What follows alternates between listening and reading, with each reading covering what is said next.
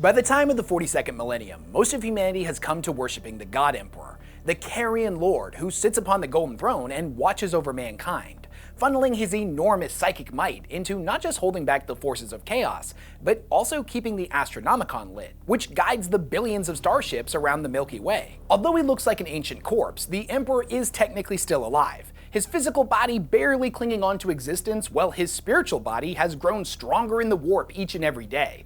I know it's kind of self-explanatory with a name like the God Emperor, but most of humanity does believe he has ascended to godhood. But what if he hadn't?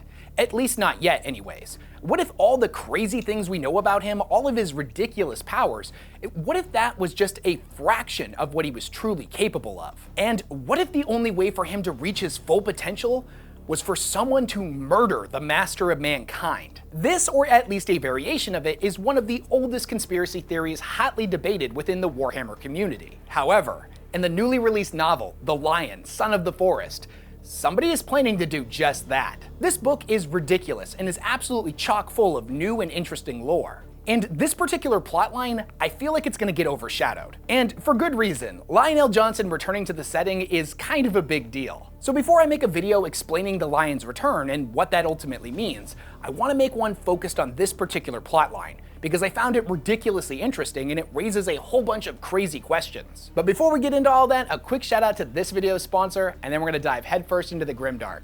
Today's video is brought to you by Everlegion, a brand new awesome RPG on mobile that I've been playing for about a month now and I'm super hooked. Everlegion is a 3D collector idle RPG with super crispy animations and some amazing graphics. It's of course free to download, but best of all, it's free to play friendly. After you complete the tutorial, you'll be given 25 free summons, allowing you to unlock some badass characters right away. Use the link in the description to download the game for free today. Everlegion is chock full of different game modes that each give a completely unique and fun experience. You can try your luck in the roguelike mode known as the Spirit Realm, or the tower-style mode known as the Sky Tower. There's even a raid mode known as Isle of Mist. Each one of these has unique gameplay elements that are super engaging, and the higher you push that difficulty, the better the rewards. By participating in the brand new Dragon Abyss event, you can take on some seriously challenging bosses and unlock your very own Dragon Egg. The craziest thing is that Everlegion even lets you earn rewards when you're offline. As I mentioned before, the game is free to play friendly and never gets boring. So what are you waiting for? Go ahead and download this amazing game for free today, and when you do, don't forget to use the code ELWES to get some super sweet bonuses. I've only got 100 of these codes, so claim yours before they run out. Again, that code is ELWES, and there's only 100 of them, so be fast. Big thanks to Everlegion for sponsoring today's video.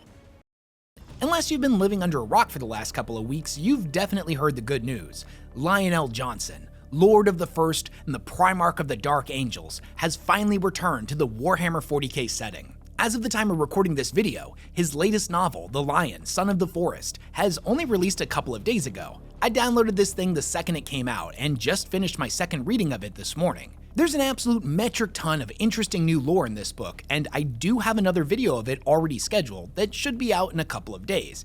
It will primarily focus on the man himself, Lionel Johnson. But there was a much greater revelation to me reading this book that I desperately want to talk about, as the main antagonist of the story turns out to be far less chaotic and insane than we as the audience are initially led to believe. And when you take a step back to think about what he's actually trying to do, it kind of sort of makes a lot of sense. Now, needless to say, there are going to be spoilers throughout this video, so just know that going in.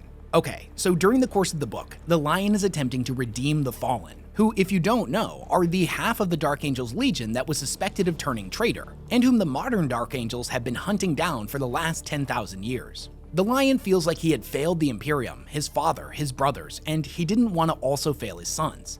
The last time he was awake, Caliban was crumbling all around him, and then he suddenly woke up in a strange forest 10,000 years later as an old man. He learns about the tragic predicament of the Fallen from the Fallen member Dark Angel Zabriel, who was in the Destroyer Squad during the 31st millennium. He's been on the run from the modern Dark Angels since he was spat out of the warp 400 years ago. He tells the Lion that not all of the Fallen see eye to eye.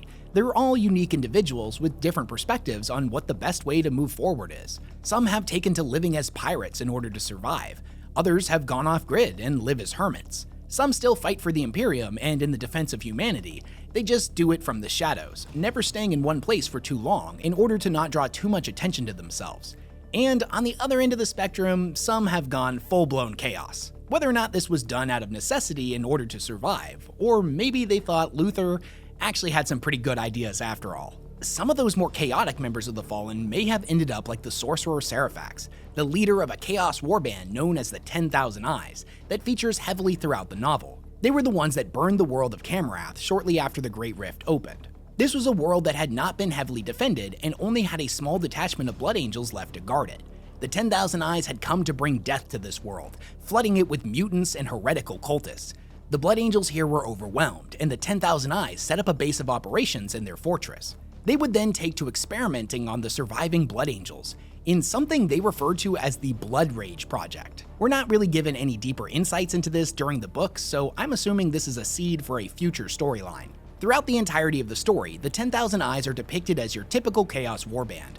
A lot of scheming, backstabbing, over-the-top bloody gory rituals, and basically a whole bunch of rampant, unchecked blasphemy occurring on just about every page. It's something that we've seen in the novels time and time again, a Chaos Warband that no one has ever heard of that exists just to be an antagonist for the story's heroes to fight against, nuance being reserved for Chaos Legions that are already firmly established within the lore. By all accounts, these are just another group of angry Chaos Space Marines that want to see the galaxy burn. This isn't helped by Seraphax, their leader, having an appearance described as wearing a suit of black armor covered in eldritch runes that hurt the eyes to look at, and are constantly shimmering and shifting into different arrangements. Or the fact that his face is permanently half on fire, unless he gets pissed, and then it's a full-on Ghost Rider situation. One of his grand accomplishments was the creation of the Ostella and a set of blood chains that was strong enough to bind a Primarch.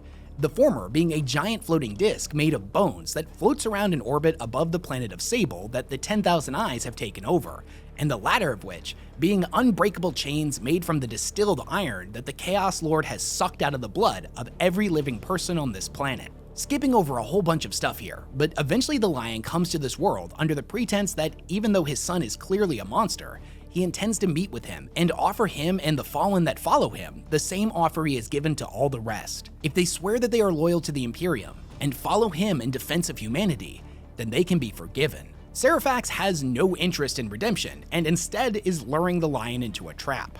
The Lion and his fallen companions, who he refers to as the Risen, end up assaulting the governor's palace where Seraphax is located.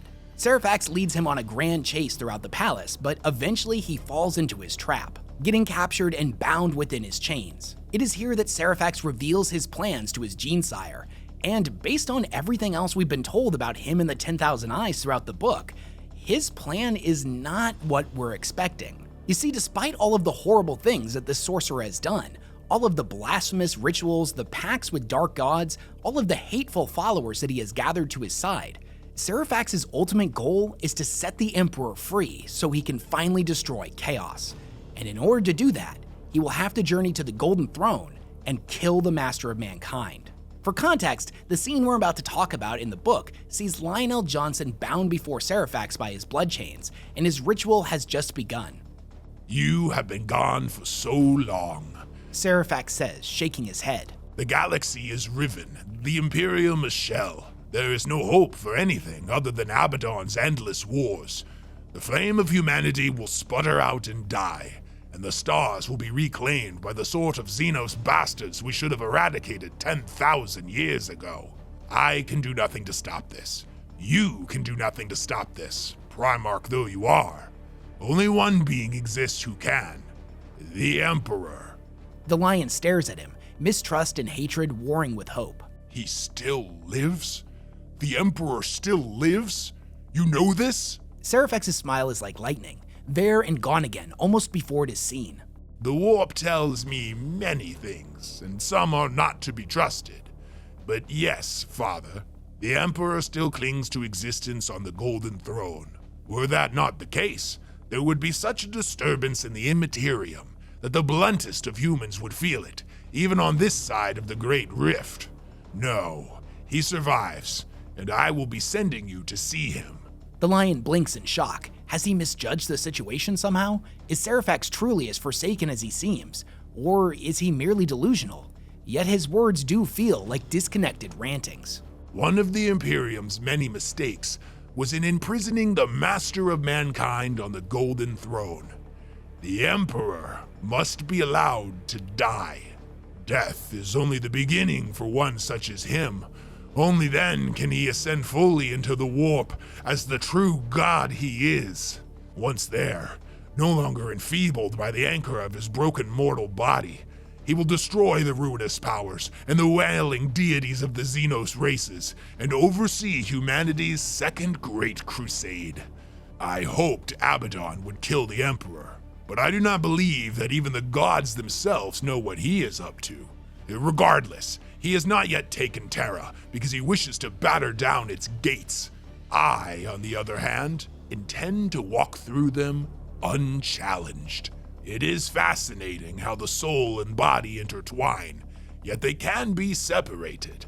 A sufficiently powerful soul, bound with the correct processes, can become a fearsome weapon, a tame demon of a sort. The soul of a Primarch is one of the mightiest spirits to roam our galaxy, so just imagine what I could do with that at my command. I will have to leave some behind, though. Enough to fool everyone, but not enough to stop me from exercising my control over your mortal shell. After all, who stands a chance of gaining an audience with the Emperor himself, other than one of his long-lost sons? I had hoped that a mighty general or a chapter master would suffice, but a Primarch? Even the custodian god would hesitate to stop you. The Lion is trying to fight Serafax's sorcery, but he barely knows what he is fighting or how to do so. It feels as though someone is trying to pull his skeleton out through his skin, and all he can do is concentrate as hard as he can on remaining whole and himself. Why resist? Is this what you want your life to be? Meaningless protection of meaningless worlds while the darkness closes in. I am damned already, but I am giving you the chance to do one final great deed. Rather than slaying a single foe, or even an entire species of them, you will be killing the very thing that keeps humanity shackled and downtrodden.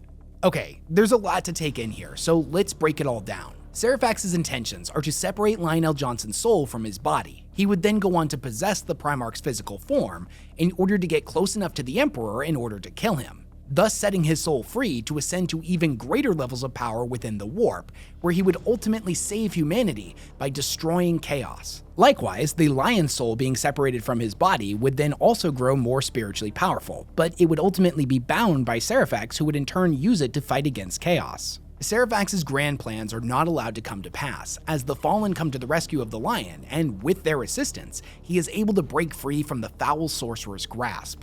This scene raises a lot of interesting questions. If the ritual had been allowed to be completed, would Serafax's plans actually have worked? Would the killing of the Emperor's body allow his spirit to fully ascend to godhood, or was the sorcerer just a delusional madman? And what of Lionel Johnson's soul being set free within the warp? Serafax mentioned that a Primarch soul was one of the most powerful warp entities ever documented, and not in a speculative manner either. It was as if he had direct insight into this. With the exception of Horus, whose soul was shattered by the Emperor, what implications does this have in reference to the Primarchs that we know for sure are dead, like Ferrus Manus, Sanguinius, and Conrad? Could their souls still be out there in the warp, waging eternal war? There's not a lot of information here to go on, and ultimately, this passage ends up creating way more questions than answers. Let's focus on the bit about the Emperor, as it's the major takeaway from this interaction. Everything we know about the Emperor in the 42nd millennium points to him having become an incredibly powerful presence within the warp, potentially even having become a god. But if his physical body still lives, then he is without a doubt still shackled to the physical universe, and Serafax believes that because of this, he has not been able to reach his potential. What he's saying makes a lot of sense, except for one big problem. You see, we as the audience also know that the Emperor is a perpetual, an individual that will reincarnate upon their death. This is something that very few people in the 42nd millennium are aware of, and personally, I don't think Serafax is one of them. Nothing is impossible though. His plan may have worked, but due to the Big E's nature as a perpetual, it's also just as likely that his death would cause him to subsequently reincarnate back into the material realm. If that were to happen, this newly reborn Emperor would unquestionably be magnitude stronger than the one we know from the days of the Great Crusade. But despite his ridiculous power level, would this theoretical resurrected Emperor be barred from reaching his full potential as a pure warp entity? And the other big thing to remember about the Perpetuals is that they don't all reincarnate in quite the same way. and despite the common belief that they can never die, we've also witnessed this to not be entirely true either on multiple occasions. Malcador the Sigillite potentially being the most famous of which, after he gave his life during the Horus Heresy to sit upon the Golden Throne in the Emperor's place when he went to challenge Horus on his flagship. So ultimately, we don't know what would happen if the Emperor's physical body was to be killed. Maybe he would pop back up again some 30 minutes later, looking absolutely jacked and literally radiating psychic might. Or maybe it would take him some time, maybe a month, a year, a century. Maybe he wouldn't be reborn for another 10,000 years. Or maybe he could control his resurrections and stay in the warp until his battle with Chaos had concluded. This is all just theoretical and speculation, so we really don't know the answer here. But an interesting side note to this is that it's long been rumored that the fallen character Cypher desperately wants to meet with the Emperor for an unknown reason. The community has been theorizing for several years now that his ultimate goal is to kill the Emperor in order to set him free. There's no current confirmation on this, but it's interesting to see that another member of the Fallen had a very similar idea. And at the very least, we can now officially confirm that in Warhammer's lore, a plot to kill the Emperor in order to see him ascend to godhood is without a question canon. Whether or not we fully understand the details on whether or not it would even work is besides the point. But what are your thoughts? Do you think his plan would have been successful? Do you think the killing of the God Emperor would see him ascend to a power level completely incomprehensible to us mortals? Or do you think this was just the ramblings of a madman? What about that line about a Primarch soul being one of the most powerful warp entities ever documented?